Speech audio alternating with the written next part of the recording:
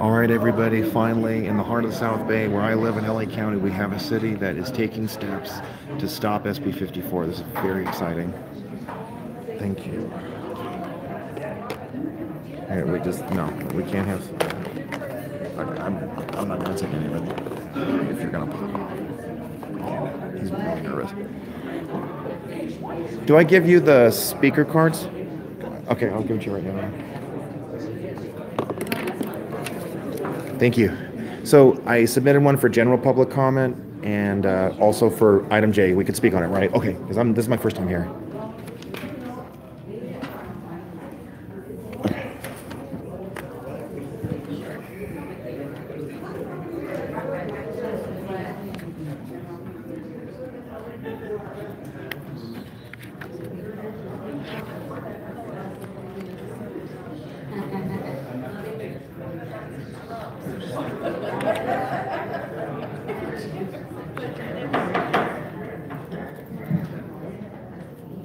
Okay, it's 6:31. We're going to call this meeting of the Lawndale City Council.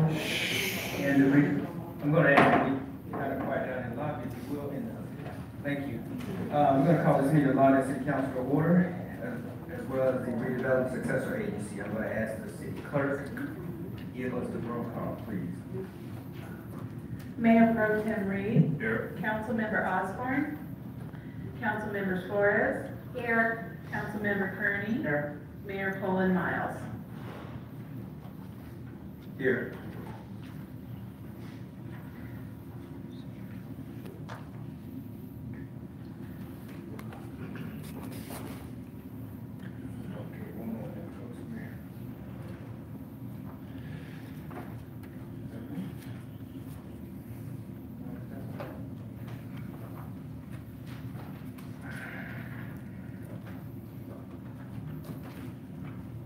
Okay, now we have our ceremonial portion tonight. I want to thank everyone for joining us tonight. We're going to have our flag salute, but I'm going to ask Mayor Pro Tem Daniel Reed to lead us in the flag salute. And we have from the Restoration Life Christian Church, Pastor Max Ewell is going to join us in a word of inspiration.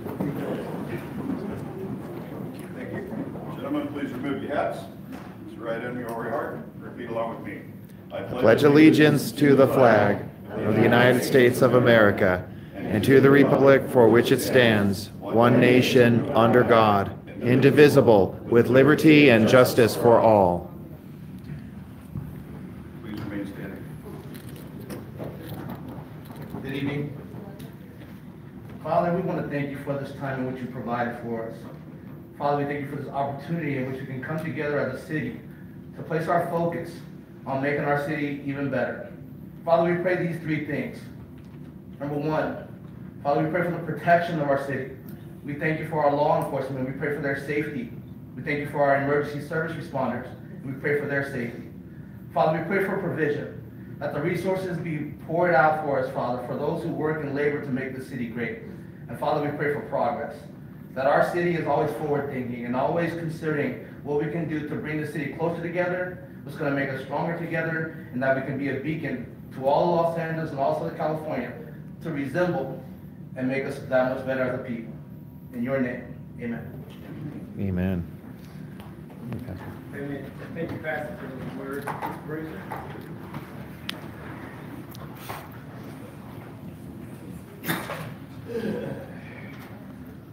Do I see anyone from the Rotary Club?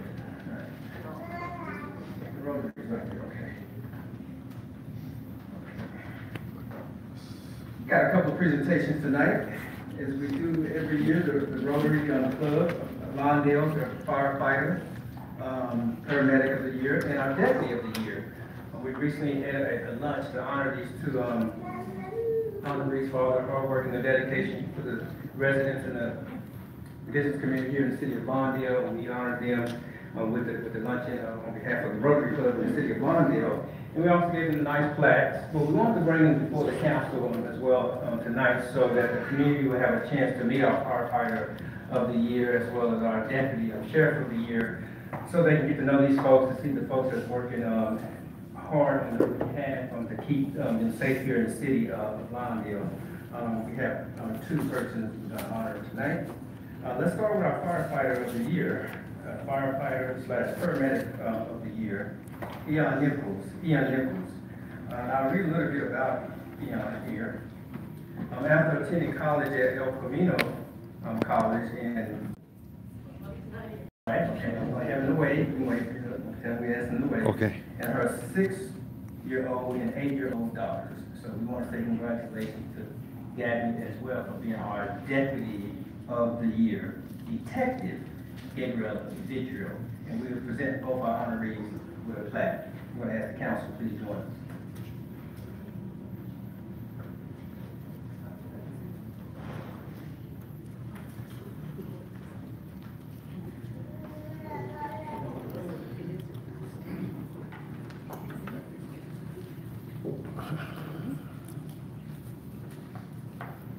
Okay, probably easy to figure out which one is down and which one is.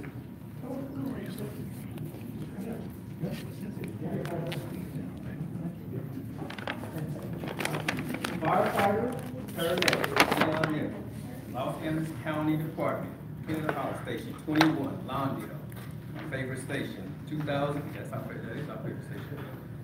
2018 Firefighter of the Year as honored by the Lawndale Rotary Club. Congratulations from the city of Lawndale and all the 33,000 residents, as well as all the business owners here in the city of Lawndale. Just want to thank you for all your hard work and keeping us safe here in the city of Lawndale. Congratulations.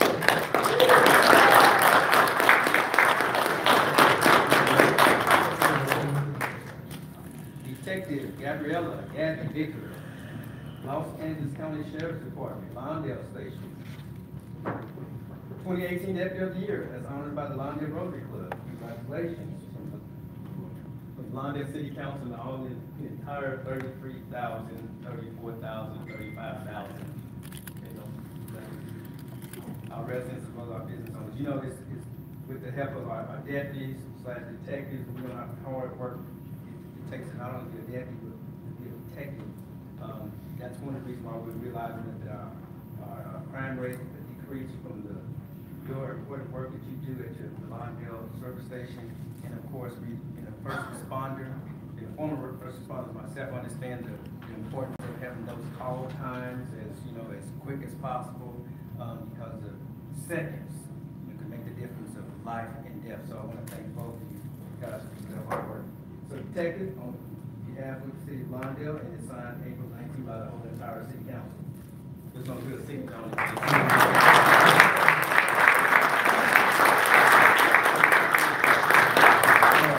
So we'll take a picture. Wow.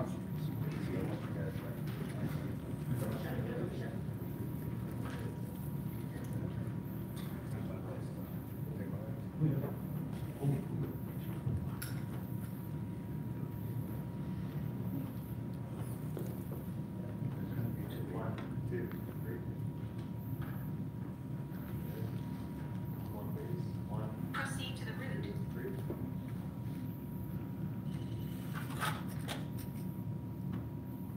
Good.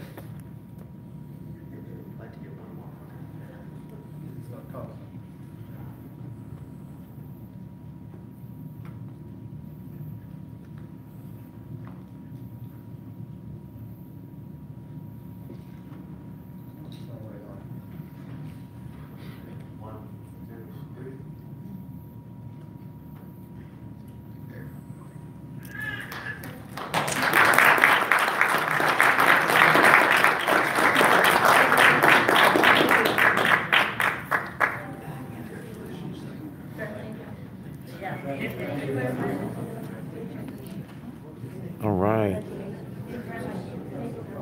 All right.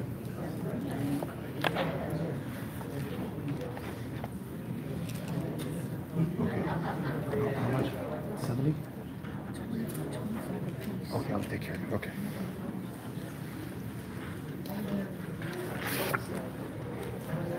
You can get one for Mr. Libertarian.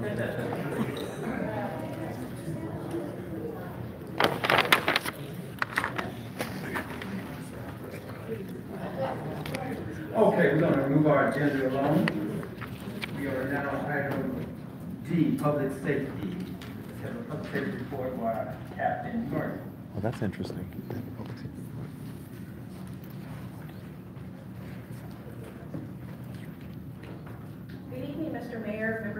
Council. I will be providing you with the public safety report for May 7th through May 20th. On May 9th at around 2:30 p.m., Deputy Ojeda stopped a car at Relocation Avenue and 172nd Street for tinted windows. When he contacted the driver, he smelled a strong odor of marijuana, and he saw several canisters of marijuana inside the car. Deputy Ojeda searched the car and found a gun hidden in the steering column. The gun was later found to be stolen. The driver had 3 prior felony convictions. He was arrested for a felon in possession of a loaded firearm and a stolen firearm. On May 10th, around 3:50 p.m., Deputy Ojeda responded to a vandalism call on the 4600 block of 161st Street. A female had kicked and punched a U-Haul truck, damaging it. When Deputy Ojeda arrived, the female was pointed out by a witness. She attempted to flee the location on a bicycle. However, Deputy Ojeda caught her and arrested her for the vandalism. Right.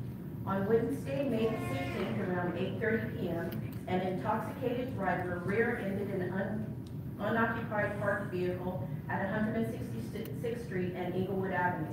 Redondo Beach PD arrived and found the driver to be combative and under the influence of a controlled substance. The suspect bit one of the Redondo Beach PD officers. The Redondo PD officer fired the taser darts at the suspect and struck him but had little effect. Deputy Ojeda assisted in taking the suspect to the ground. The suspect was arrested for the assault and additionally charged with possession of a controlled substance. On Thursday around 1200 hours, an assault occurred at a residence located at the 4500 block of 173rd Street. There was a dispute over money, and 3 suspects, one of which happened to be the victim's sister-in-law, pepper sprayed the victim and beat her up. The victim was taken to the hospital for treatment for her injuries, and the investigation is ongoing.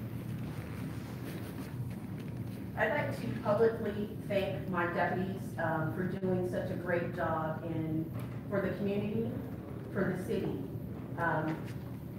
As you know, we've experienced a serious decrease in all of our crimes here in the city. For homicides, we're down 100%.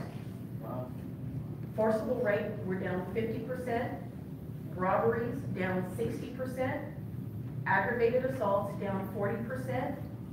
Our burglaries are down 22%. Larceny thefts are down 34%. Grand theft autos are down 33%, for a total of 38% decrease in Part 1 crimes for the city of Montville. So I want to thank my deputies publicly for their tenacity, for their hard work and dedication to the city and the community here. Thank you. I'm open to any questions that you should have. First of all, with that 38% decrease in Part 1 crimes, that definitely deserves a round of applause.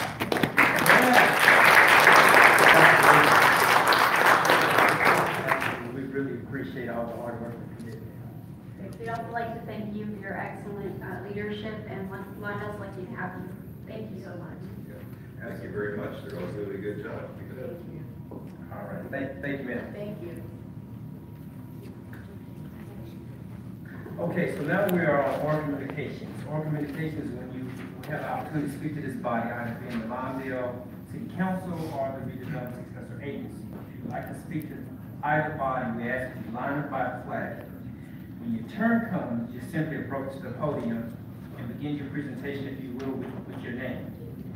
In other words, don't wait for your name to be called. If you fill out a call sheet, you stand in line, and when your turn comes, just approach the podium. In about 2 minutes, the amber light will come on, and that will give you the signal to start wrapping up your comments. Now, in the event that we have additional comments on any other item on the agenda, we will follow the same procedure. So this time we'll start public comment. Let's have our first speaker.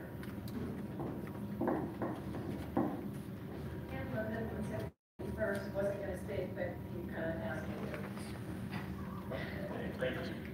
In commending the Sheriff's Department for great work they've done, dropping crime rates in the city, there's just more reason why we need to do all that we can as a city to maintain the law enforcement numbers that we have and not allow our budget issues to drop our force. There's been a A drop in numbers in the 9 years I've lived in the city. We've lost 2 officers. And I know that people keep arguing that, no, we haven't, but yes, we have. So I hope that you'll do whatever it takes to find money in the budget to continue our great law enforcement and continue with the numbers at least that we have, if we can't add more to that. And I'll never understand why it is that with code enforcement cases, why everything has to go to court. In-house decisions, something, but also why are there not fines attached to every day, every week, every month, if some of these flagrant problems continue to exist? Because, hey, there's a house, I know this house very well, some people know that I know this house very well, and it's still sitting there and nothing has changed, and they bought it more than 2 years ago, and it had code violations then, and it's still sitting there just like it was when they bought it. Why not find the hell out of them?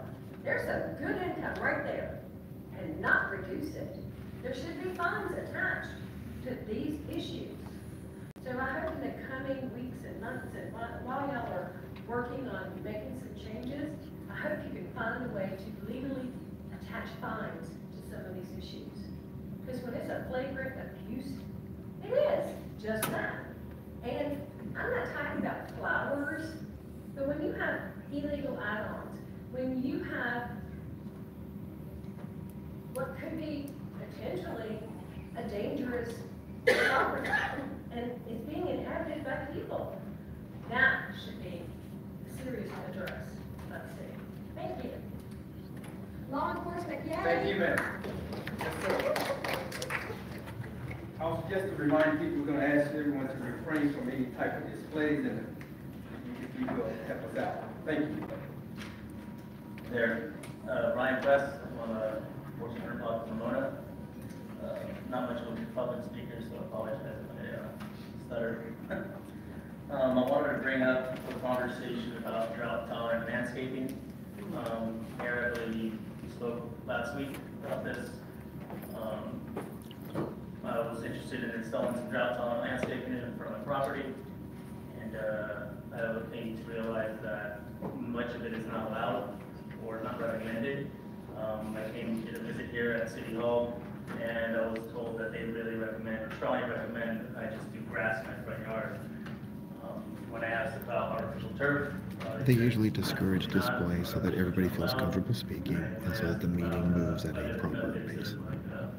Granite, mulch, gravel, Give it to the speaker. Give it to the lady in the blue coat. I was told they are allowed, but 50% of it has to be alive. Well, when the city of Lawndale defines 50% of the front yard as the entire property, from the sidewalk to the front of their house to both sides of the property line, so immediately with a driveway that's 12 or 15 feet wide, that's like 40% of your yard's already gone right there to your driveway and your walkway up to your house, at least in my case.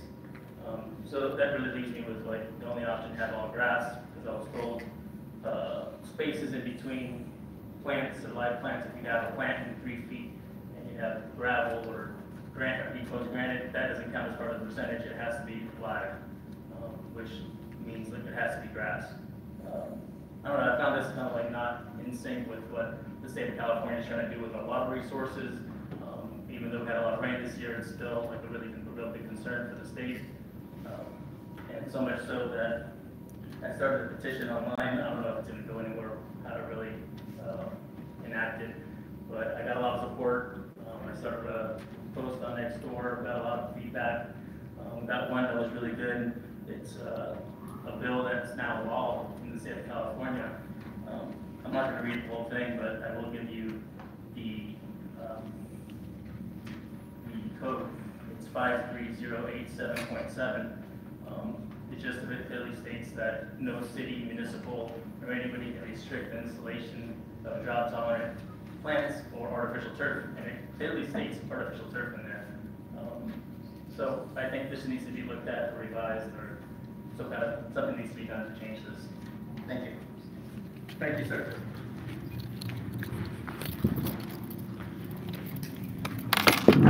right, good. Good afternoon. My name is Arthur Shopper. I'm a proud citizen here of the state of California. This is my first time being here at the City of Lawndale's City Council Chambers. It's beautiful in here. I wanted to remark immediately, I'm so glad to see "In God We Trust" on the wall of these chambers. I see good things in every city where those 4 words are on the wall. I think every city council. Very quick, interrupt very quick. Are you going to be speaking on items J? Yes, but I understand this is general public comment. Yes, I understand. Okay, yes, sir. Absolutely. I do understand procedures, even if it's a different city council meeting. So that's the first thing. Second thing is, I just recognizing this is general public comment on my shirt. This is for the public to see. This is Marcello Bizzarello right here. Okay. He was murdered in 2015 by a drunk driving illegal alien. He had been deported 5 times previously. We have to get a control on illegal immigration, but I speak specifically to the fact that we have lost 62,000 American lives because of illegal immigration. And it is time that we take a stand against it, and that we make sure that all American lives matter, because I can never do enough justice for these American lives who've been silenced so unjustly, so unfairly. I also speak generally. I see that a lot of the flags are at half-mast. It's another tragedy we see, a gun massacre, another one this time in Santa Fe High School. I thought of that when I listened to the sheriff, wonderful deputy here, talking about the decline in the crime rates here.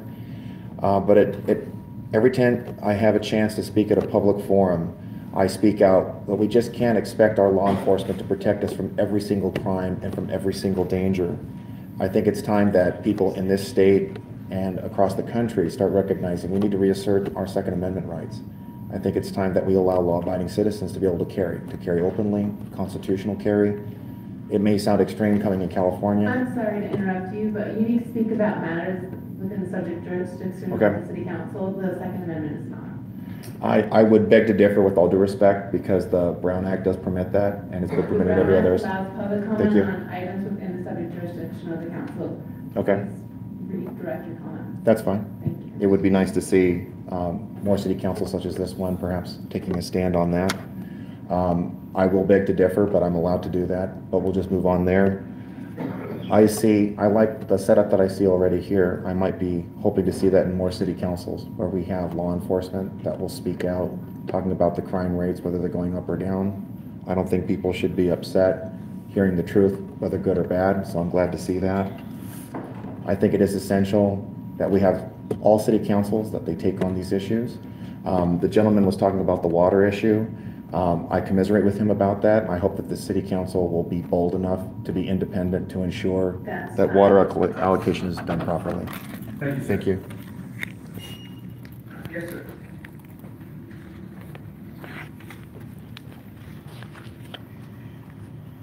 City of Lawndale. Said before, I'm not going to try to go over a bunch of unverifiable statistics, just some observations. Beginning of the month, I called the sheriff's department in my house. My fence was hit rather large with graffiti. They came out right away. I normally don't have the city come out and do the graffiti removal because it's a natural fence. I don't want to paint big brown block on it. I may change my mind soon because it's getting expensive keeping that thing up. I wanted to talk a little bit about traffic control during the rush hours. Some of the things that I've observed, there is a new traffic light on Manhattan Beach Boulevard and I believe it's Freeman. And people who are heading west, there's an arrow. And they disregard the arrow. They just turn left whenever they can. You know, they've done that for years, and I've seen several times cars crossing in front. So we do have a real problem because we have a freeway coming through here, and everybody wants to get to the freeway. Or once they get off the freeway, they want to get home. I don't know what department we have here in the city that watches over that sort of stuff, but we need to do something about the flow of traffic, especially during those times. I've seen the frustration of drivers take off and words and signals and all kinds of stuff going on. I've noticed a lot of work along the railroad tracks, and I had attended a meeting of the MTA that I thought was going to be a meeting, and a lot of you were there too, and it wasn't really a meeting, it was just their legal duty. When it came time that people wanted to ask questions, they refused to take questions, they'll talk to us out there. It frustrated me enough, I just got up and knocked out, because I've dealt with different government groups that do that. One of them was the Fish and Game Commission. And when they make their mind up, that's it.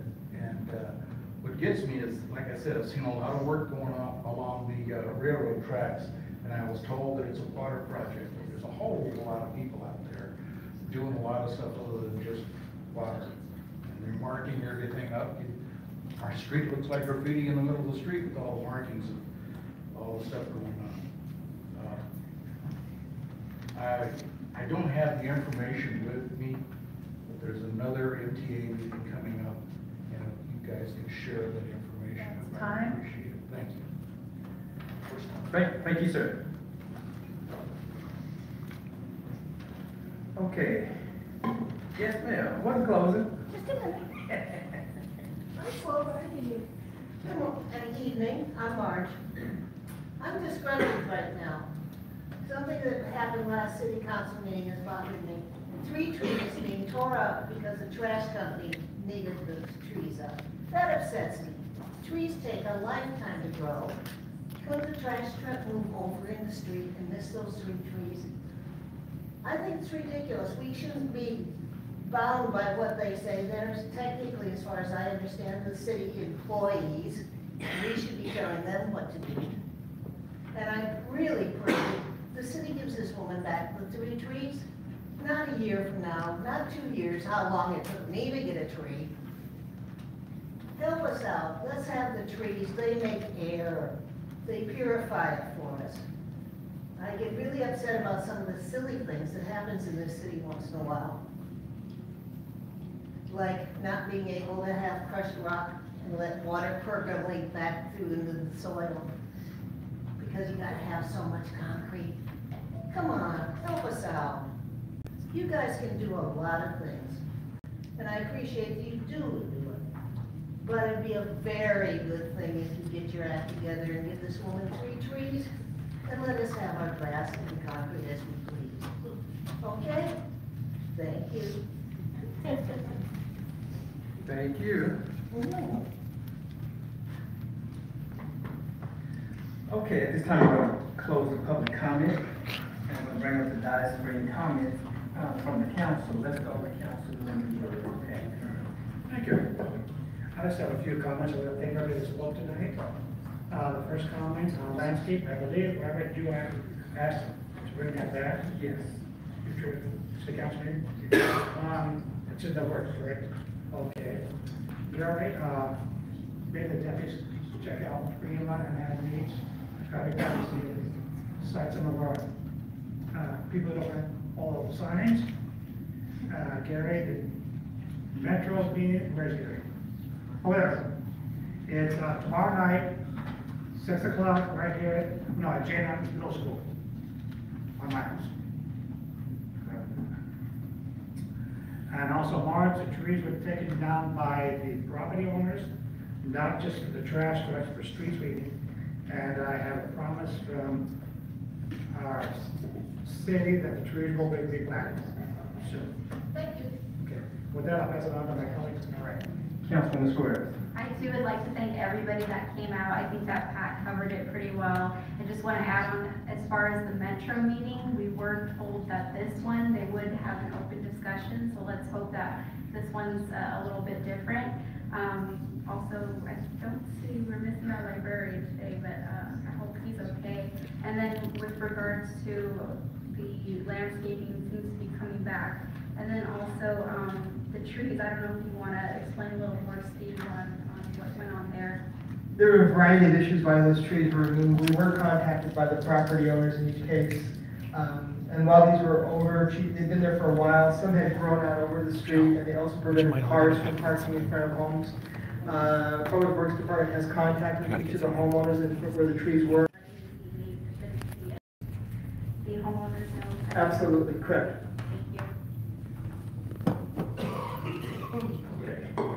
Mr. Daniel Reed. All righty, thank you everybody for speaking. So let's see. I'm curious in regards to something that Ms. London said in regards to fines. All of those fines still have to go through court with the code case, correct? Right, the court has to award them. We do have them set up so that a violation is considered to reoccur every day that the violation exists, but you have to have the court actually award them. Okay. So we have the policies and the fines set, but they still have to be validated with the court. Right. So, run from there. All right, and Ryan, I'm not sure if you got the full piece. In regards to drought tolerant landscape, we do have an ordinance for it.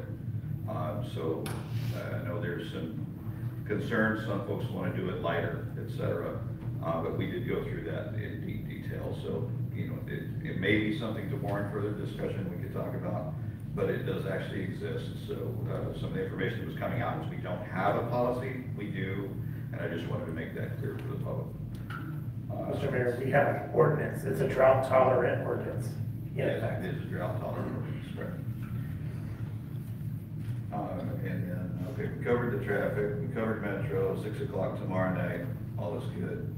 And I think trees, we have well understanding. We had another issue, but we've identified it ahead of time, it's already under action, so thank you very much for that quick piece. And that's all I have.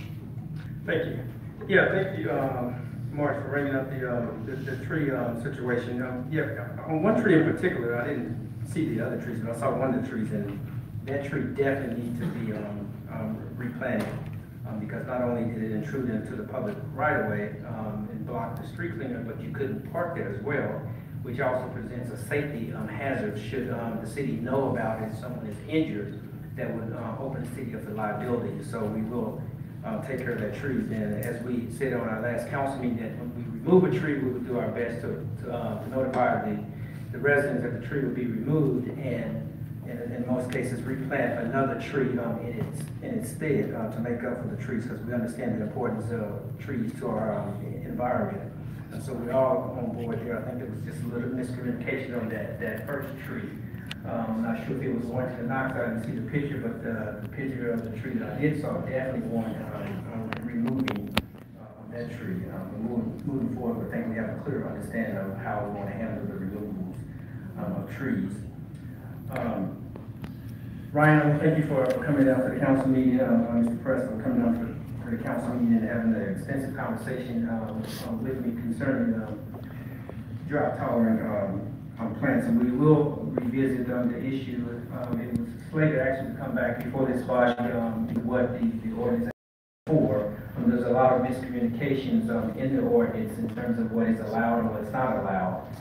So we hope to clarify the ordinance and also to maybe decide whether or not we want to have, you mentioned the vegetation at 50% have to be live. We'll revisit that as well to see what the mix can actually be. But thank you once again for coming out and for bringing that to my attention. Mr. White, thank you for bringing in to our attention also the traffic light that was installed, and folks are ignoring the traffic light. Force of habit for some, others probably just decide, it's been working on all this time. I'm not gonna adhere to a light, even though you put it like that. It's just how people are. You have to maybe once you get a couple of tickets, then you kind of modify people's behavior. Usually that's the case, unfortunately, but we have our deputies to go out and kind of look at that spot to kind of make sure we get some enforcement there. Maybe there needs to be a temporary sign there to make sure that people notice it, even though it's right in your face that there's a light there now. As far as law enforcement is concerned, our budget will not have an effect on our ability to continue to have a strong law enforcement presence in the city of Lawndale. Of course, you always want to have as many deputies on the streets and work in the detective bureau as your budget can withstand. And you, of course, balance that with the actual need in your community. And we believe that we are at a level that that we need, so we're not understaffed in terms of police protection. At this time, we always keep that in mind. But the short answer is that our budget situation, when I say budget situation, it's not like we're running a deficit and we're bankrupt or anything like that. For those who are new to the city of Lawndale.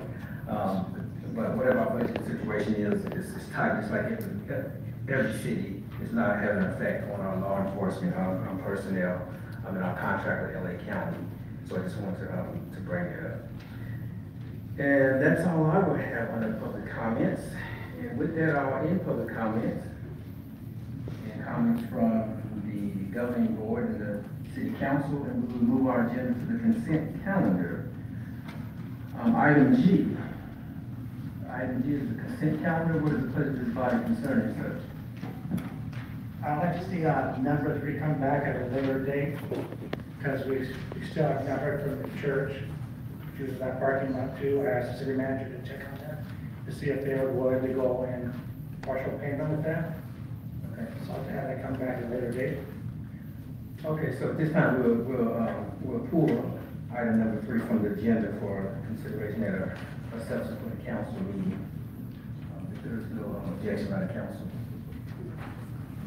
Okay, seeing none, we're going to move item number 3 from the consent calendar. What is the pleasure of this body concerning the balance of the consent calendar? No additions or subtractions, I make a motion to accept. I'll second that one. Let me make sure we don't have it, because I don't think I saw any cards on this particular item.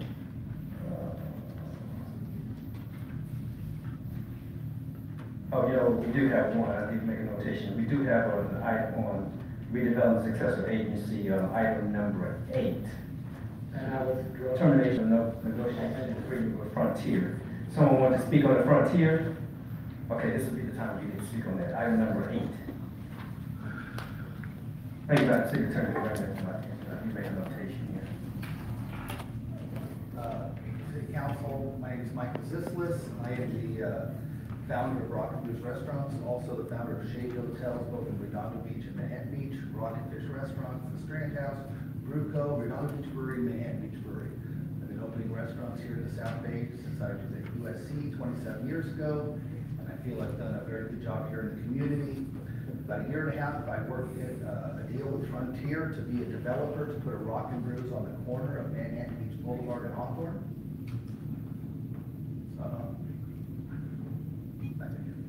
The microphone's on.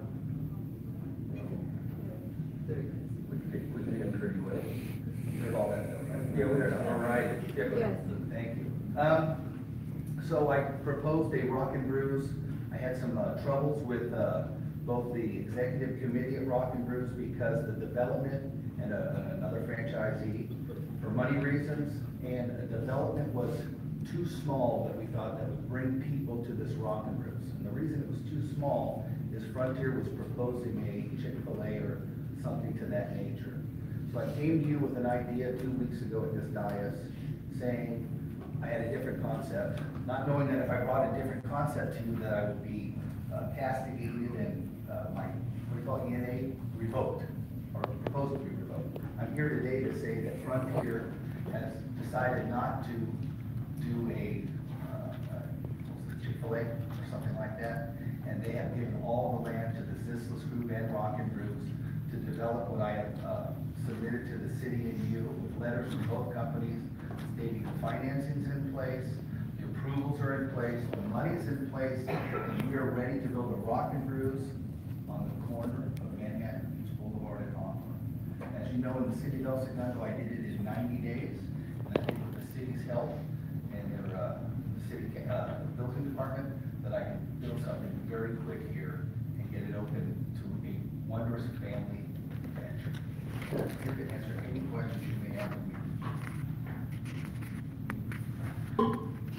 Okay,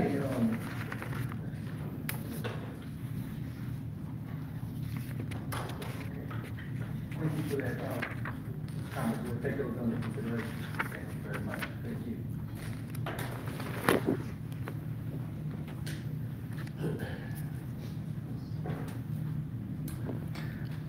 this time, what is the pleasure of the body concerning the consent calendar, items 2 through 9?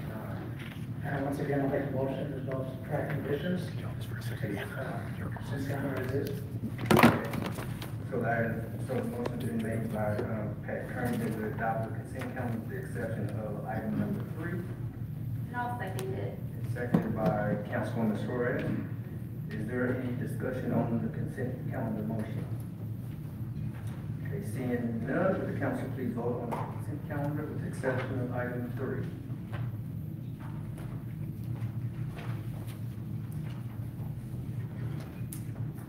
Motion approved unanimously with Councilmember Osborne absent. Thank you, Madam City Clerk. Next item on our agenda is a public hearing, item number 10, regarding covenant for easement in the ordinance. I'm gonna ask that the staff report be given at this time. Thank you, Mr. Mayor. Good evening, council and members of the audience.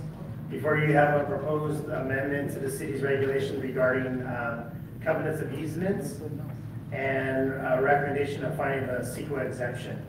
Basically, this ordinance allows for the creation of parcels that are owned by the same property owner. Typically, what we have in Mondale, we have small lots. So some folks that come in and want to do townhome designs, they usually buy the lots right by each other, and we do shared driveways. This ordinance basically allows, we've been in the past previously, working with the city attorney's office, getting pretty creative to develop these restricted use and access agreements.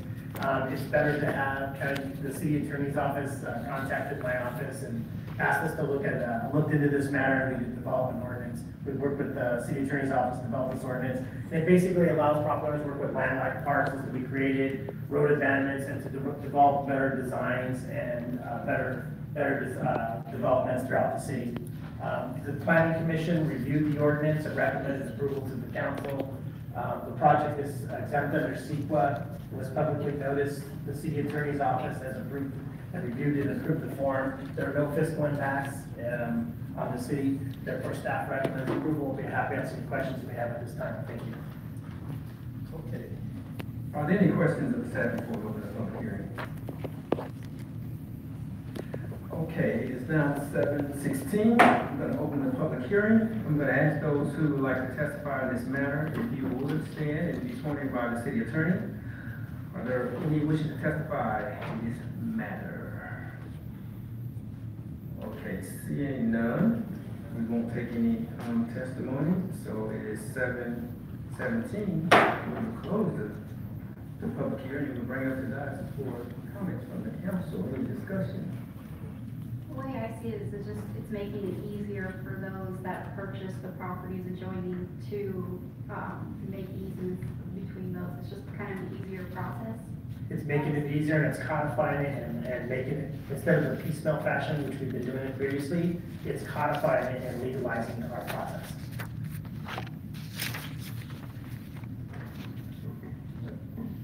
Very good to me. Always good. If there's no further comment, I'll make a motion that we approve the introduction of the first reading ordinance 1146-18, amending the zoning code of the city of Lawndale, apply new state laws regarding covenants for easements. Okay, so the motion's been made by Daniel Reed. Second. Okay, the motion's been made and seconded by Pat Kearney. Is there any discussion on the motion? Seeing none, with the council, please. Mr. Mayor, would you like me to read the title? Yes, ma'am. This is ordinance number 1146-18, an ordinance of the City Council of the City of Lawndale, California, adding chapter 17.102 of the Lawndale Municipal Code, providing for the creation of easements by covenant and finding of exemption from CEQA. Thank you. Okay, the council, please vote.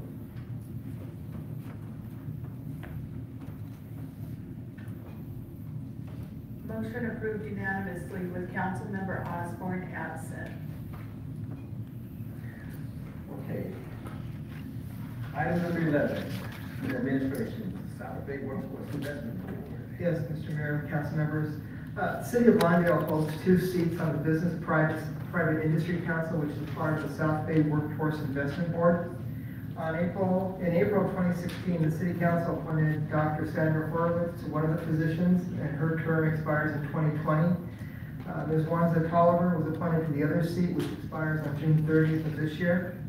As part of the bylaws of the organization, any business organization in the city can make a recommendation to the city council for an individual's appointment to the private city council, or the city council can submit your own recommendations to the South Bay Workforce Investment Board.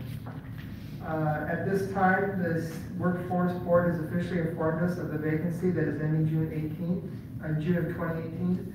The chamber has submitted the name of the incumbent to be reappointed. However, the city council can affirm the submittal, or you can recommend someone else from the community.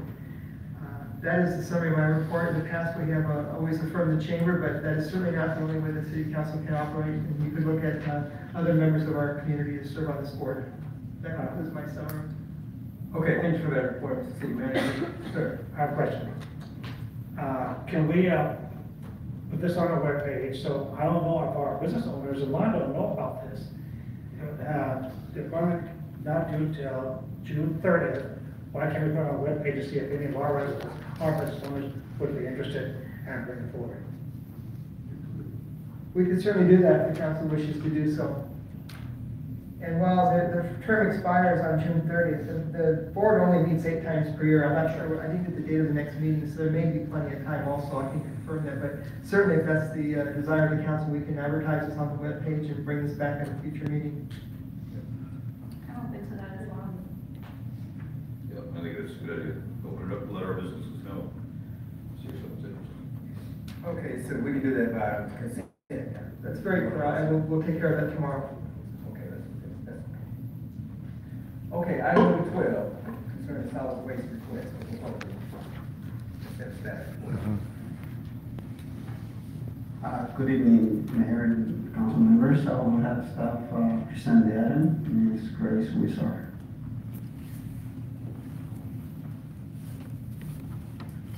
Good evening, Mayor and council members. As you know, the solid waste agreement is set to expire on December 31st, 2019. Staff attempted several times to initiate negotiations with Republic Services to no avail. In July 2017, Republic Services informed the city that they were not interested in negotiating. Based on the sequence of events, a request for proposal is in order. This process takes approximately 12 months, and if a new company is selected, an additional 6 months is required for transition. At this point, you'll give it to the lady. HF&H is the city's current solid waste consultant and has over 20 years of experience working with City of Lawndale on successful procurement, implementation, and monitoring of several solid waste contracts over the years. Their institutional knowledge of the city's needs is incomparable. HF&H has assisted over 500 cities with their solid waste collection services and has successfully conducted RFPs for many cities in the South Bay and statewide for that matter. HF&H is a well-qualified and highly reputable consulting firm.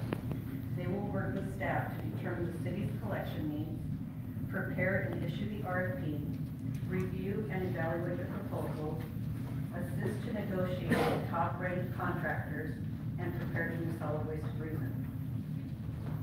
Staff recommends that the City Council authorize staff to initiate the RFP process, to authorize staff to include the proposal integrity guidelines, and to approve the professional consulting services agreement with HF&H. This is a summary of my report. I'm happy to answer any questions, and Debbie Morris from HF&H is also here to answer any questions you may have. Okay, thank you for that report. Are there any questions of the staff?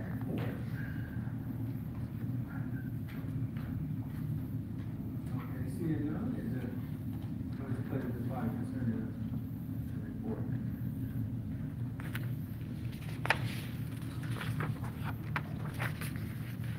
All right, you got anything? You're shy. You're shy. No, I'm okay. I'm just looking at the total of things. And we've used this consultant before. Yes, several times. Okay. And then, yeah, I'm okay with the report as it stands, no questions. I guess if there's no, none, I'll make a motion. Yeah, if there's any other questions. So the motion's been made to accept staff report. There's like 3 points to the report. So I'll second it. motion The second by Mr. Packer. Is there any discussion on the motion?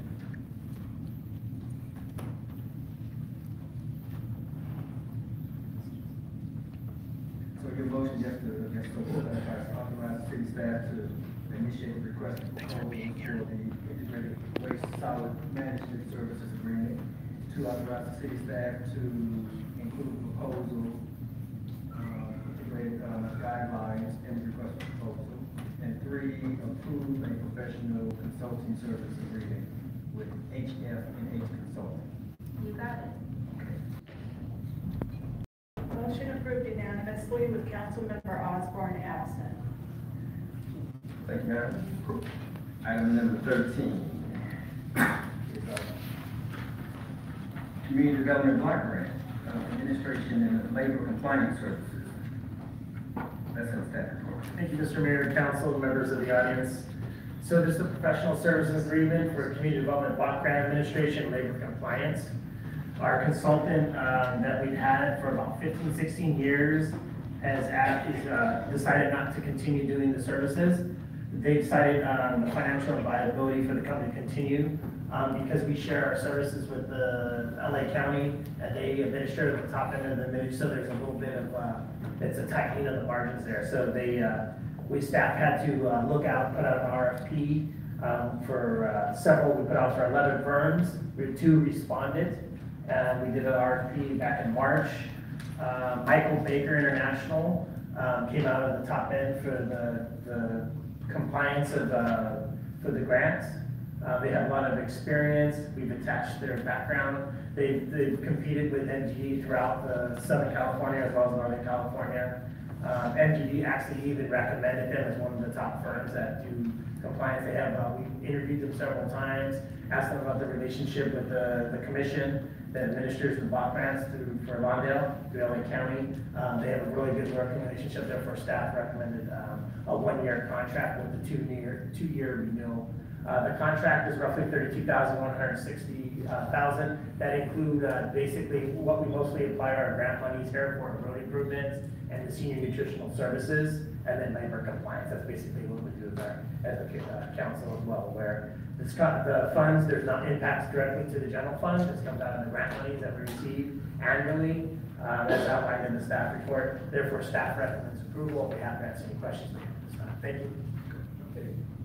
Okay, thank you. Are there any questions of the staff report? No questions. All right, then I'll make a motion to approve the closed agreement with Michael Baker International not to exceed $32,160. Okay, so the motion's been made by Daniel Reed. Is there a second on the motion? I'll second it. Seconded by Bernadette Rodriguez. Is there any discussion on the motion? Seeing none, would the council please vote?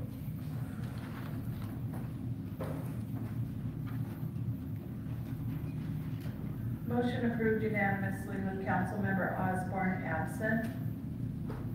Thank you. Item number 14 is a redevelopment successor agency item concerning a ceremonial lease agreement. Let's have the staff.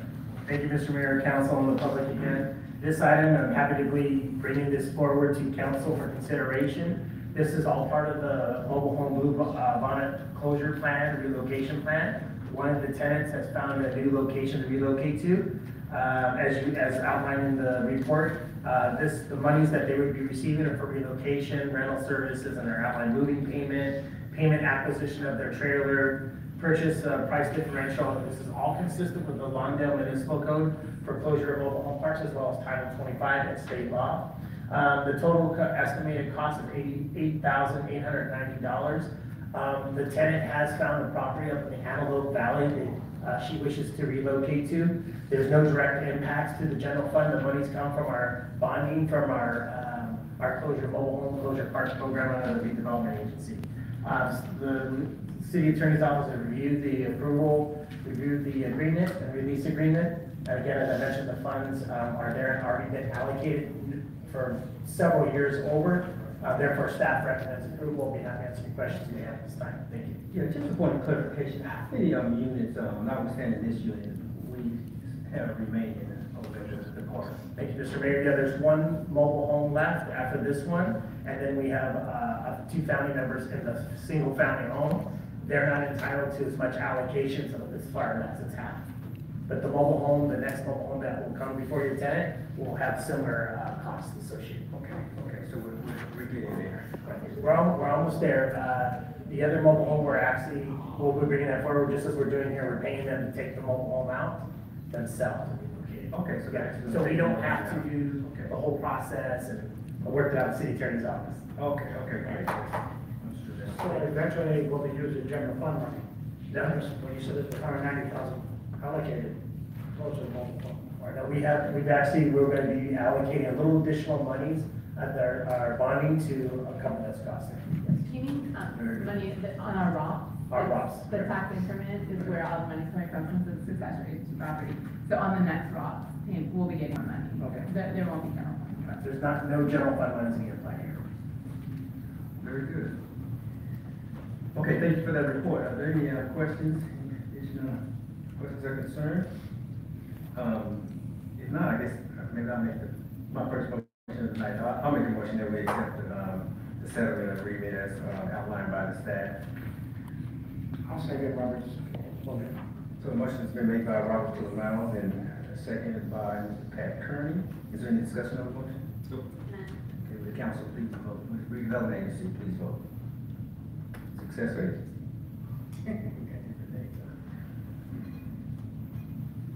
Motion approved unanimously with Councilmember Osborne absent. Thank you. Okay, so now we are at item number 15. Items from council members. Item number 15 is a request for a future agenda item.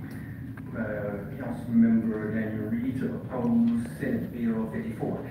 Okay, so we have a number of speakers who would like to speak tonight. We're going to do the same process as we did on the public comment. If you'd like to speak to the council on this particular item and this item only, we ask you to line up by the flag or when it becomes your turn, you can just approach the podium. If you would start with your name at about 2 minutes, the amber light will come on. We're going to also ask you that if you have the same substance in your remarks that perhaps your neighbor may have, if you can designate a designated speaker, that will make us allow us to move through this process more swiftly. If you would do that for us. Join in a minute. I'm going to ask that you strictly adhere to the time so we can move through this very quickly. Let's have our first speaker just give your name and just begin your presentation. Yes, sir. Thank you, Mauricio. Give me 1 second. Yeah, just give me 1 second. You'll be first. We got your spot reserved for you. Okay. Well, give us just a second. Okay, let's have on Daniel Reed to give some opening remarks. If you can stay there if you like, I just want to speak before. I'll give you the floor, sir. So I requested this particular meeting to talk about Prop 54, basically for some clarity and communication for our community as to how this affects our law enforcement, any clarifications requested for understanding. So as you know, I fully support legal immigration process and I'm concerned about the safety of our community. Prop 54 has a couple of concerns that have been spoken about throughout the state. First is how it affects the criminal element without legal immigration status. And the second is the suspected effect of possible grant money that could be taken away from the city that does not oppose Prop 54. But there's been no cases, one way or the other, supporting that particular concern. So, it's noted that Prop 54 does not affect our daily activity with the Sheriff's Department, because this is specifically something that deals with the in-custody cases. So, Prop 54 calls out specific violent felonies, and some have been reduced by misdemeanor to a misdemeanor from the issues with Prop 47 and Prop 57. So, for larger issues to be addressed, however, all three of these affect the safety of our community and they interact with each other. So how best to address that is where we need to make sure we have understanding. All three of these propositions were opposed by Sheriff McDonald, and I've made it clear that I oppose 47 and 57 also. So I'm going to keep updated with the discussions. There's groups that are looking at trying to find ways to offset 47 and 57's unforeseen consequences from the way they were built out. So my desire is to hear from our direct local Lawndale community on this issue, find out what our residents' concerns are and regarding the city of our safety. So I'd like to have Captain Tardy come up briefly and speak about 54's activity in regards to how we operate on a daily basis. I am going to request also that everyone that wants to speak on this, please keep the conversation short. Everybody wants to talk about the same thing, so we don't want to repeat over and over. At the same point, I want to keep this very civil, so just please respect that request. Thank you.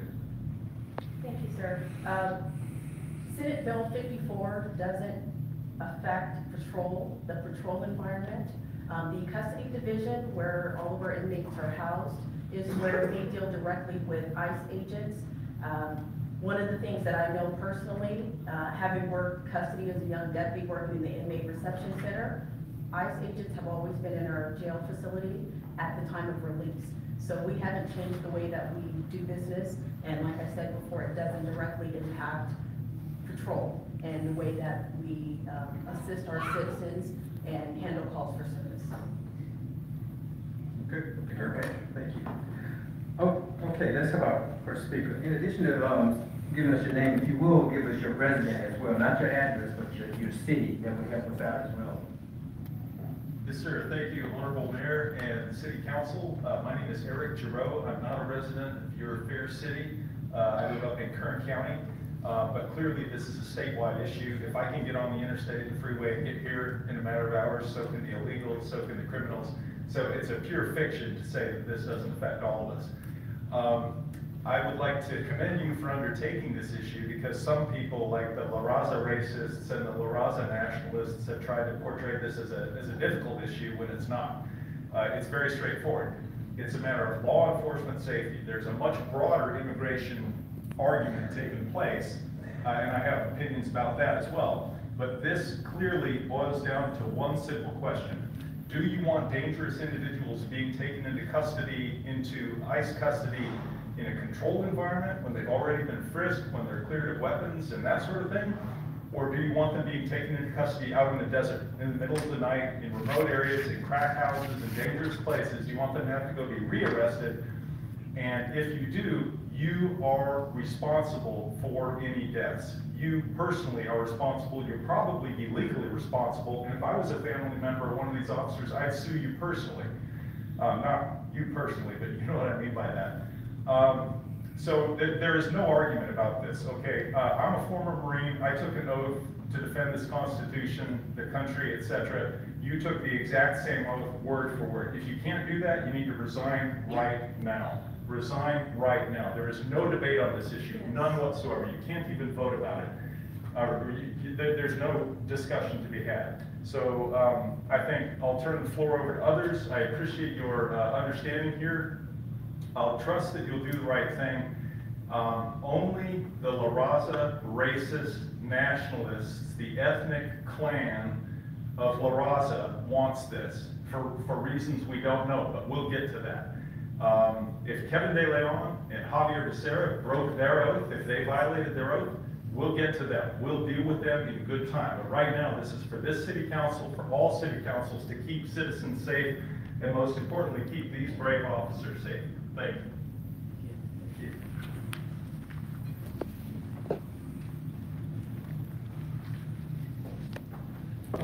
Robert Upton, I have a list here of the 10 counties and 40 cities that passed some kind of a resolution opposing SB 54. Last week, City of Corona passed a simple resolution that was based upon public safety. Now, the key word is the release date. If the ICE agent doesn't have the release date in order to transfer into their custody the illegal alien that committed a serious crime, it's safer for all concerned if they take custody while the illegal alien that committed a serious crime is still in custody in the jail. If they have to go into the city, to find them, or the workplace, then it puts everybody at risk. Okay, so Corona passed a simple resolution. Los Alamitos, the charter city, opted out. They don't even have a jail. And they were begging the Attorney General of the state of California, says, please sue us, please bankrupt us, please put an end to the city of Los Alamitos because we want national headlines on this issue. The city of Santa Clara passed the amicus brief, and then at the bottom, the last of their last paragraph was said they would file it when and if appropriate. So that means that the federal lawsuit will be going through a district court, and then the Ninth Circuit, and then there will be opportunities, a time limit opportunity to file the amicus. Okay, and Huntington Beach sued California, and different cities, supported a joiner with Huntington Beach's lawsuit against the city of California. So I would suggest just a simple resolution. There's no cost involved. All you have to do is copy the city of Corona's, resolution. And I have a statement from the Orange County Sheriff's on why SB 54 puts cities and citizens of the city at risk. She said, this portion of the law increases the likelihood of dangerous offenders being released back into the county. Additionally, the law is inconsistent with widely accepted best practices of open communication amongst all levels of law enforcement. Finally, the version. That's time. Okay. Thank you, sir. Okay. Yes, sir. I don't know if it's your city attorney or city manager.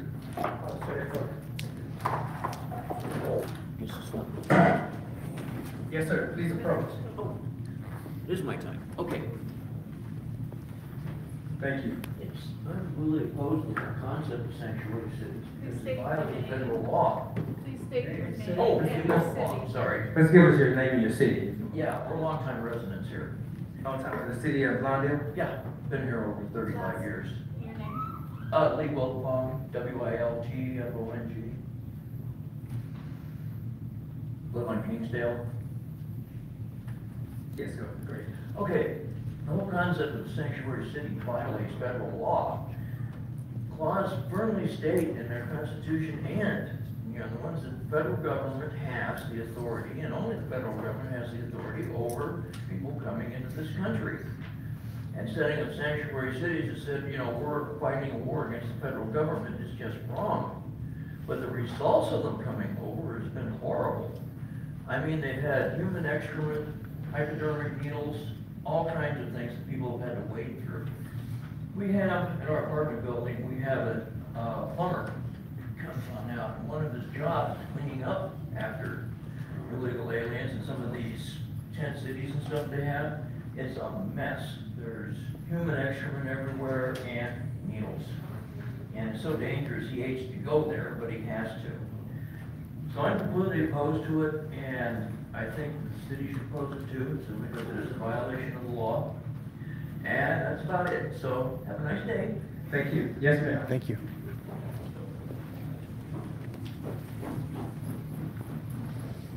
I'm Jean Wilfong from Cornwall, and I just would like the city to oppose the SB 54, just as the previous people have spoken about. And I think it's very important. The state of California not a sanctuary state. I think we should put her. Lawndale should actually say that we don't want to be a sanctuary city. Thank you. Yes, sir.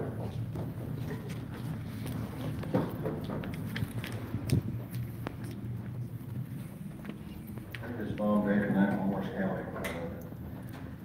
It seems to me the proponents of SB 54 seek a liberal paradise for illegal aliens. That would be a place where everybody has guaranteed employment, free comprehensive health care, free education, free clothing, free utilities, and only law enforcement have guns. And believe it or not, such a place already exists. It's called a prison.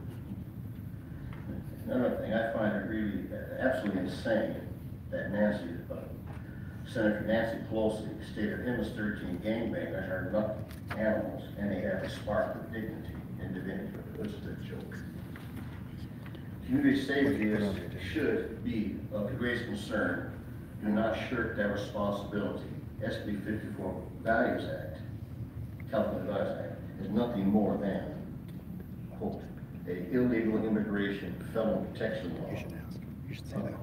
I implore you to opt out, file an amicus brief, and support Planting Beach, or reach your resolution in opposition to SB 54. Thank you very much. Thank you. Yes, ma'am.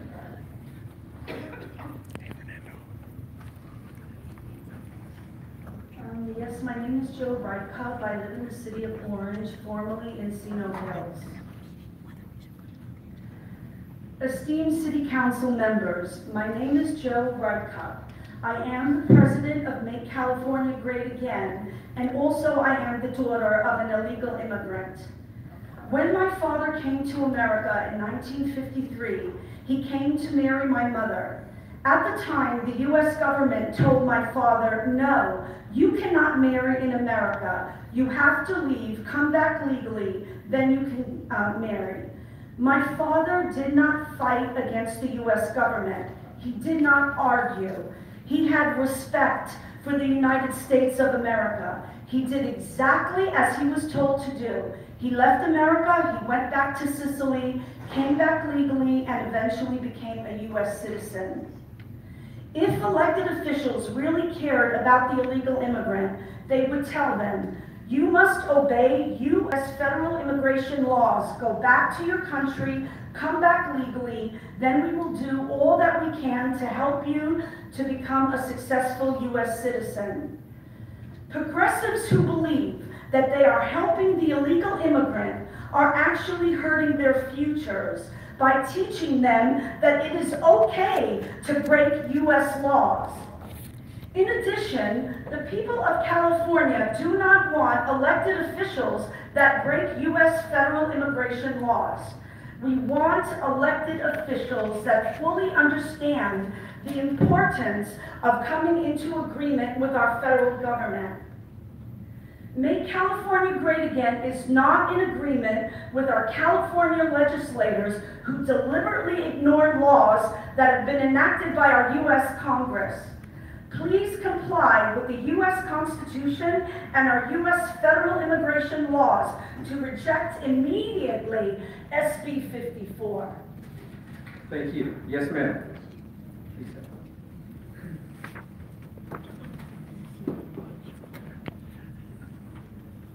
Good evening. Thank you for being us this evening.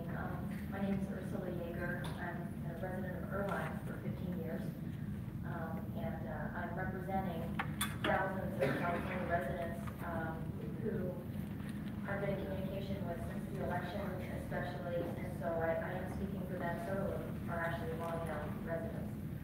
Also speaking for myself. I'm a mother of 3. I've been married 25 years, 26 in May, and I have a lot invested in this state. I have a daughter in college, and I see the future of my children in this state being in jeopardy, and I'm concerned about that because our livelihood is here. This is all my children know. So to move at this point would be stripping them of their entire past.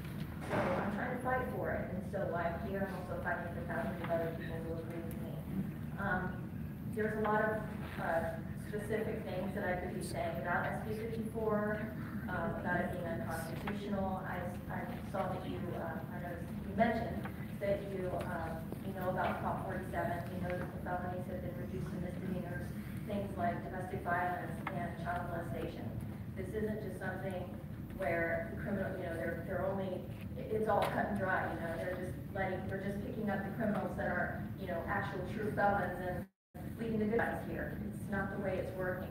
And it's unfortunate that that's, what they're choosing to do is to go, against our federal law and to go against the safety of our residents, but it's affecting all of us here in California. And we're seeing it firsthand in Orange County with the homeless epidemic.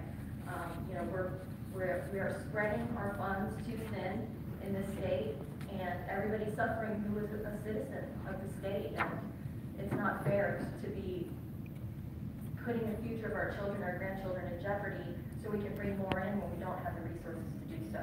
So this is about safety, it's about the economy, housing prices, homelessness.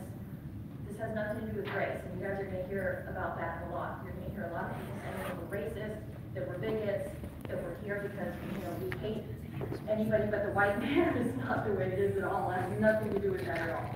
It's just, it's simple. My sister he was almost kidnapped at gunpoint.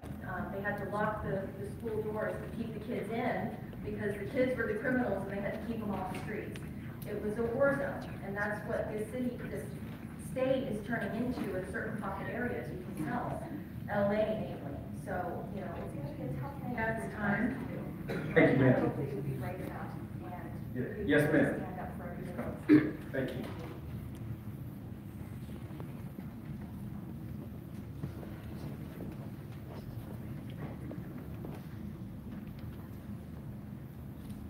Good evening. I am very excited that this is on your agenda. Give us your name and your city. Oh, I'm sorry, yes. Genevieve Peters. I'm very excited that this is on our... What city? I don't need to give our name to my mistake. My name is Genevieve Peters, and I'm very excited that this is on your agenda. That's right. The Brown Act allows me to not give my name, so thank you. So I thank you. Actually, I'd like my time reset because some people didn't know the Brown Act. I'd like my time reset. Well, it's not a matter of the Brown Act. If you recall, I said if you would, and so the city clerk would simply state if you would. We No, I wouldn't do the understand. Brown Act, so. So I'd like my Wait up 3 minutes, go ahead. Okay. So it starts now, I take it? Just start. Thank you. So I'm very excited that this is on the agenda, thank you. Because we have a constitution. The constitution is the oath that all of you took to actually uphold the constitution, which also means that public safety is your #1 job. Public safety. So think about this. You have a law by Sacramento that tells you that your law enforcement cannot protect its citizens because they're going to allow them to have their hands tied for criminals that come into our country illegally, which, by the way, is also a crime against federal law.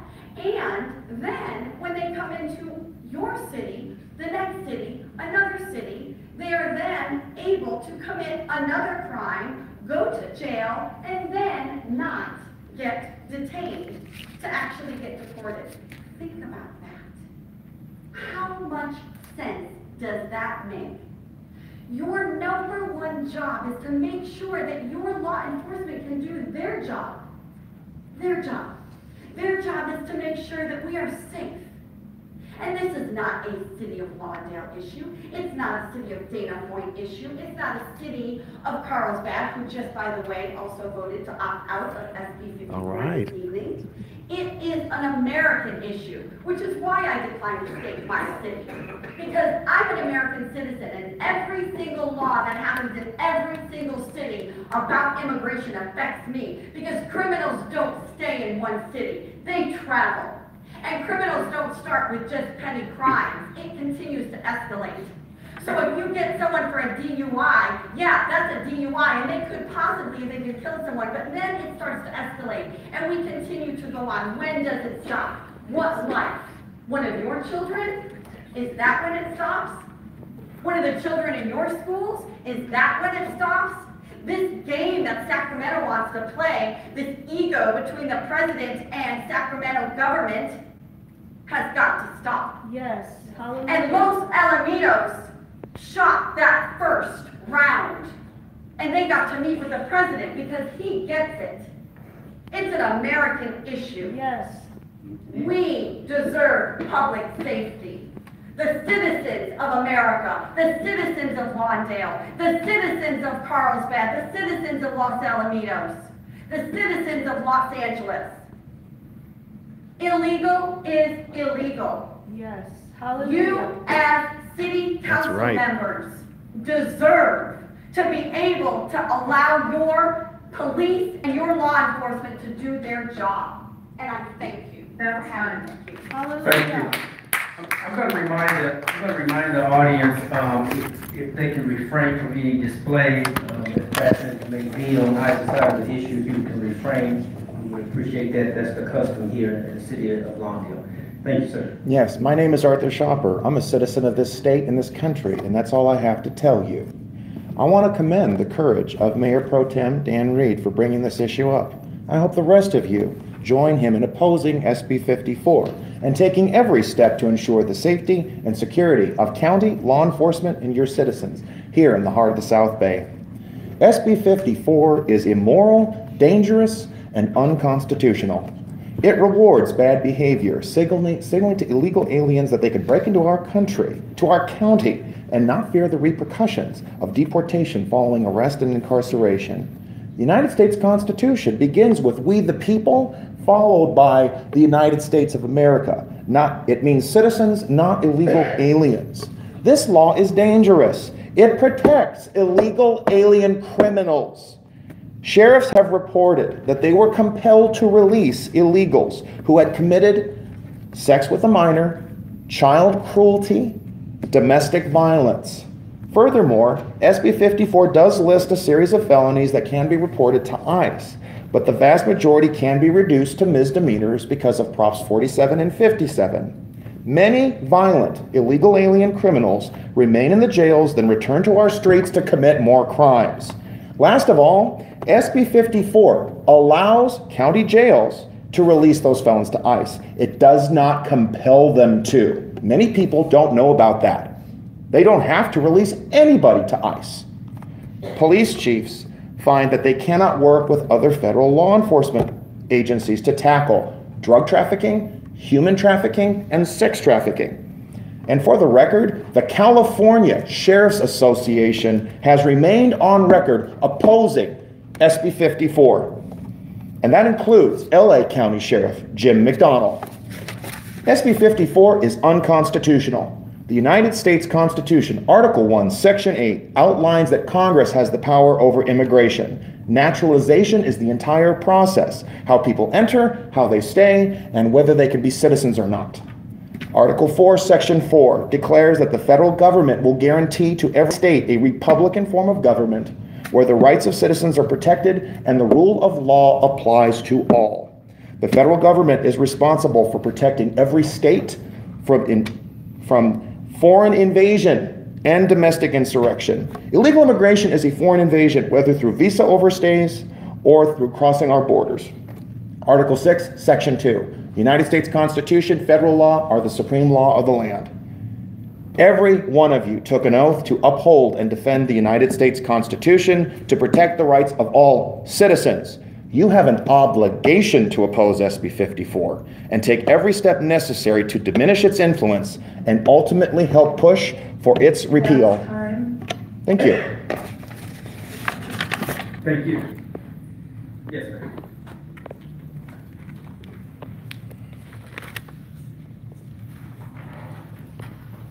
Hello, my name is Ingrid Mueller, and I'm here to oppose SB 54. I think it's a ridiculous bill and that California came up with, and how it passed is beyond my comprehension. I really hope you all take this consideration, that who would want to protect illegal aliens, criminal illegal aliens?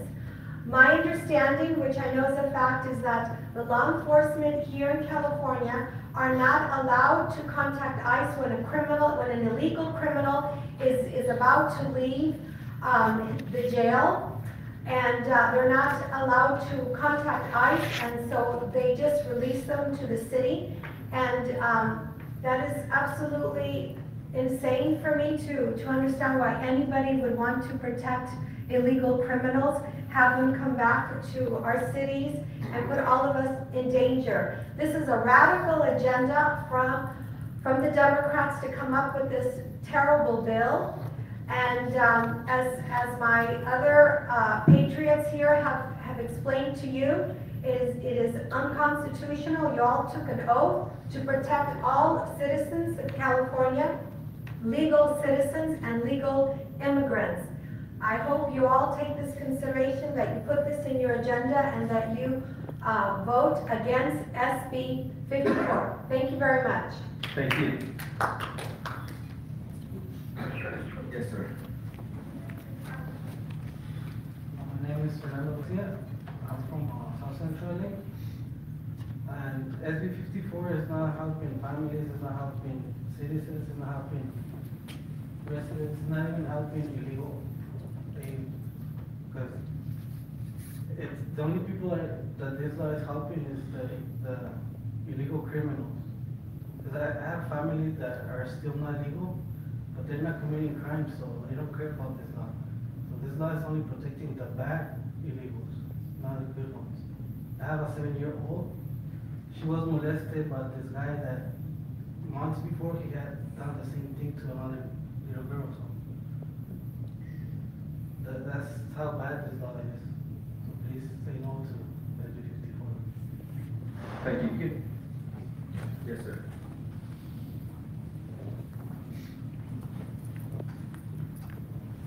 My name is Mauricio Chavez. I live in San Luis area, where all crime goes after it's really ever. One time, about 3 weeks ago, somebody put me a knife on my side and request $20 from me. They said, why I have to give you $20? You stole it from me. This situation happens every day, every single day in Los Angeles area, especially downtown LA. It's horrible. I called the police that day, and they never respond even 911. And the guy ran away in a bicycle.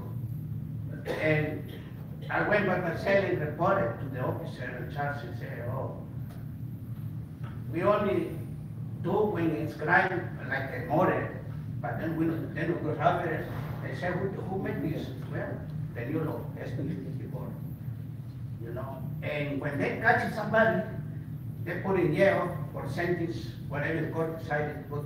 And when they finish, they put in the street right away, no matter.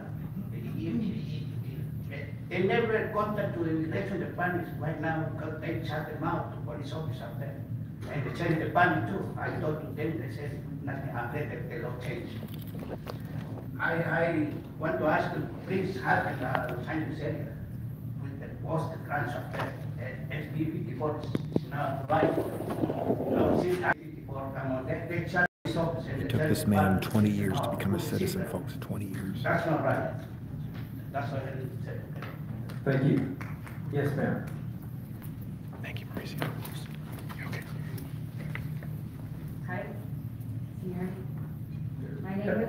My name is Artie Toles, and I want to say that I was a resident of Mondale 10 years ago, and thanks to an illegal neighbor who started drama with me, I moved to the city of RPD, and I'm so thankful for that. Her attitude literally drove me away. She lived right next to me, but now I'm so grateful that happened, because I was able to move to a nice city. But I want to strongly, urgently encourage the city of Lawndale to not just consider addressing the criminal legal law of SB 54, but to bold it on your next agenda ASAP, because your citizens need to become aware of what's going on if they aren't already aware. This law was, what did I say? Who voted for this law? Yes. I don't remember voting for this law. I don't know if you guys remember voting for this law, or do you guys know what SB 54 is? What is the true agenda behind SB 54? Why does it want to allow illegal criminals to run loose? Is this a mafia cartel corrupt ploy from a Guatemalan, Kevin Alexander Leon? Yeah. And I say that because there's a lot of corruption in third world countries like Guatemala, which is where he's from. Yes, it provides a loophole for the cartel to weaken our state of California. The cartel is looking very closely that this SB 54 passes. Don't doubt it. Don't doubt what the cartel might have to do with this corrupt law. It's very sneaky. I wouldn't doubt it. They, without question, have a vested interest, motivation, not to mention, have the dirty, corrupt funds to try to force this illegal activity bill that has already passed under our noses. The cartel wants us to stay ignorant about the twisted, sneaky agenda, and it's not rocket science. It's a ploy and a scam, which is what they do best, like I said, in third world countries, like Guatemala. Stay on board, jump on board to fight this illegal bill, because that's what it is.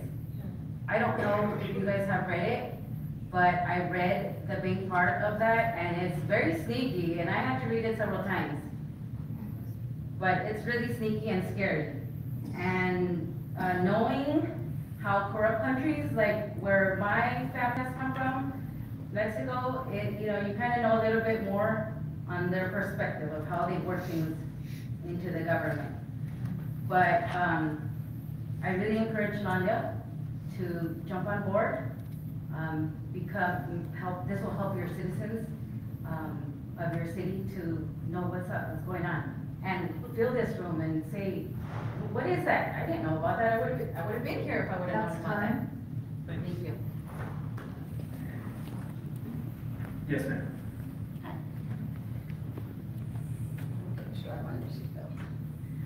Hi, can you hear me? I'm Megan Dowling, engineer and medical professional from the Valley of the Beach, Los Angeles County. There on Alvarado Street, illegal aliens readily get fraudulent passports, Social Security cards, and birth certificates. And they have a free text alert program, Pase la Voz, an obstruction of justice tool that reports location of ICE checkpoints and raids to illegal aliens. And there's a Soros-funded app called Notifica that helps illegals avoid arrest and deportation. The primary function of government is to protect its citizens. 3 DUIs are still a misdemeanor, not reportable to ICE under SB 54. Prop 47 in conjunction also makes misdemeanors of shoplifting, grand theft, receiving stolen property, forgery, fraud, writing a bad check if the amounts don't exceed $950. Prop 47 would also reclassify a wide range of crimes from felony to misdemeanor, such as stealing firearms or possession of date rape drugs. I'm against SB 54 and the nullification of our federal immigration laws that are meant to vet who comes to this country and to protect its citizens and legal immigrant residents. I've been a victim of illegal alien crime, from having a gun brandished at me, to having my car door crowbarred open, to defecation in my yard, to stalking and identity theft, half of which were reduced to misdemeanors or infractions nowadays not reported to ICE under SB 54. Ron Martinelli, expert forensic criminologist, compiled data from FBI, DHS, DOJ, and other law enforcement agencies that conclusively found that sanctuary cities have higher crime rates in general than non-sanctuary cities. When Phoenix ditched their sanctuary status, crime dropped precipitously. When South Florida took in 130,000 aliens from Mariel, Cuba, in 3 months, crime skyrocketed. Moreover, the excuse that crime will be higher in non-sanctuary cities because illegal crime victims won't come forward is invalid, since there exists a plethora of victim visas, T&U visas, for the express purpose of protecting such victims or witnesses. Between SB 54, the Trust Act, which limits the state's cooperation with secure communities, a federal program that allows the Department of Homeland Security to access fingerprints taken by local police, Governor Brown signing a bill in 2014 that amended a statute that reduced maximum sentencing misdemeanors by 1 day from 365 to 364 days in jail, deliberately done to avoid federal laws requiring deportation of illegal immigrants who've received a sentence of 365 days or more, and newly enacted jail and prison diversion programs, Prop 109, 57, and 47, which drastically reduce sentencing from felonies to misdemeanors and dismissals. Governor Brown et al. Are effectively preventing the federal government from removing violent and recidivist illegal alien criminals from our midst through the deportation process. We are endangering American citizens and legal residents. Therefore, I respectfully request to uphold your oath of office and oppose Senate Bill 54, and I'd also like to ask you, if you're interested, to go to illegalialiencrimereport.com to see all the crimes they commit. Thank you. Thank you. Yes, sir.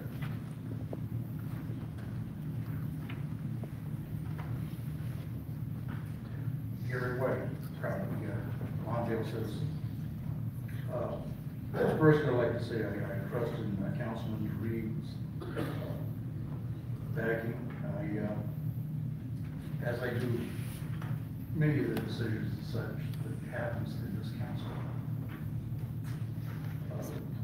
I think this group that is here tonight could be more effective if they wasn't so hurtful and profiling with some of their statements.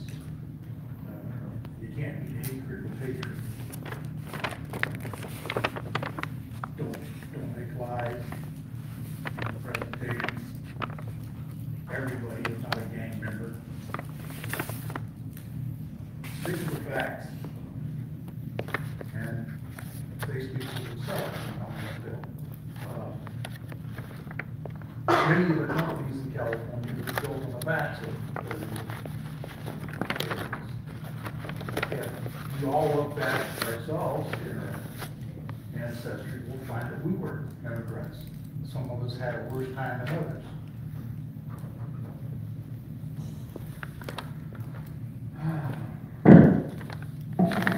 I just,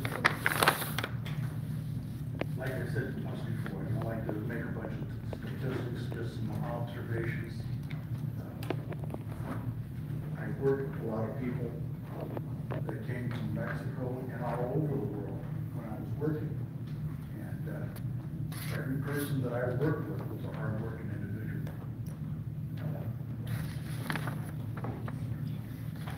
I will state, like I've stated before, illegal is illegal. And if they get in trouble, well, they shouldn't have done that in the first place. So, yeah, thanks.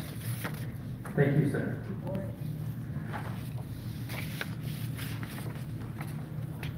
How you doing, Mayor, council members? My name is Javier Musiel, and I'm a current resident of West Los Angeles for the last 8 years, but I grew up in Lawndale. I went to Lucinger High, and this is, when people ask me where I'm from, I usually say I'm from Lawndale.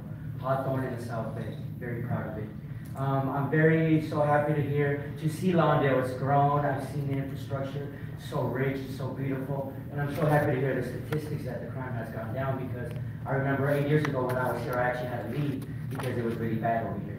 But anyway, I wanted to address SB 54 because this is not just a matter of a city issue, it's a statewide issue and affects every American. I want to speak to the issue of what exactly SB 54 is. It has nothing to do with race, it has nothing to do with immigration, it has nothing to do with immigrants, it has nothing to do with Mexicans, it has nothing to do with that, but it actually has to do what it's targeting. It has to do with illegal aliens that have actually committed a crime and have actually been incarcerated. So what is SB 54? It actually forbids local police jurisdictions to work with ICE or immigration officials and let them know that they have in custody an illegal alien that has committed a crime, except for 31, yes, I believe it's 31 felonies that they are able to have communication with federal agents. But there's a flaw there because, as you've spoken, and a couple of people have mentioned it, there's a flaw there because in one of the propositions that was voted in the past years, actually brings down the felonies to misdemeanors. So they might be the same crime, but they are brought down to misdemeanors, and those are the ones that are not being reported to ICE, which concerns us. Excuse me, this is not a circus, this is not fake, this is not just statistics, this is a real life. The Democrats, the Republicans have let us down as far as immigration on both sides. Not only that, now the California representatives up north are leaving it up to our cities, and in a few cases, our cities are letting us down because now we're finding us citizens to fend for ourselves because there are Americans dying. You hear about it in the news, from big crimes to small crimes as simple as stealing a Social Security number, it's funny, I've met people that are legal immigrants and their Social Security numbers have been stolen by illegal aliens, and it just ruins their whole life. So what I want to be, I want to encourage the city of Lawndale, the beautiful city of Lawndale, that I take with my heart with me always, to encourage you to pass a resolution against SB 54 to protect your citizens, to protect Californians, to protect Americans, to respect the law and order, to respect our federal government. That's time. Thank you very much. Thank you, sir. Yes. Hello, my name is Mario Alberto. I am American by birth from the city of San Diego, beautiful city, which also stands against SB 54. I wanted to pretty much ask that you stand for public safety of not only the city of Lawndale residents, but of all Americans, and do what is right, stand up for public safety. Stand with the men of blue and the men and women of blue and the men and women of green, and just wanted to be short and Thank you. I'm London, I'm first in Lawndale. I am the third Lawndale resident to speak. So I did, fourth? Okay, I thought I was third. But regardless, you said in the beginning that you wanted to hear from the residents of Lawndale. So I want to make sure that you know, you heard from very few Lawndale residents and more from people from elsewhere. I am completely and totally on the side of law enforcement, protecting our law enforcement officers in whatever manner that may be. Protecting the resident. Say too much about 54 because it's just not the time or the place. But what I can say is these signs and this little crap, little parade behind me is really sad because this is Lawndale. This isn't LA. This isn't other areas. This is Lawndale. And we know what our demographics are. And we know who lives here. And we know who doesn't. They don't. So, thank you. Thank you. Good now? Okay. I'm going to ask for some decorum in the audience. Thank you. Okay, with that, we heard from the public on this matter. Let's bring it back to the dais for any more discussion. If there's any, let's bring it back to the readers. Item, go ahead. So I knew it was a hot topic that brought it in anyway. So, as I mentioned, I wanted to bring this in for educational, and I do want to hear more from our specific residents over the years. I'm not asking for any particular action tonight. I personally know that I do oppose 54, but that's the educational portion here, so I will defer to my colleagues on the report. Okay, is there any more discussion on this item? Seeing none, we're going to move our agenda to item number 16. Item number 16 is mayor and council members' reports of attendance at meetings or events, or anything you'd like to share. Let's start with Councilman Baker. Thank you. Councilwoman Suarez and I attended the Pittsburgh Bowl with two Hispanic young ladies, got awards, both from Lawndale. We didn't go into high school because of the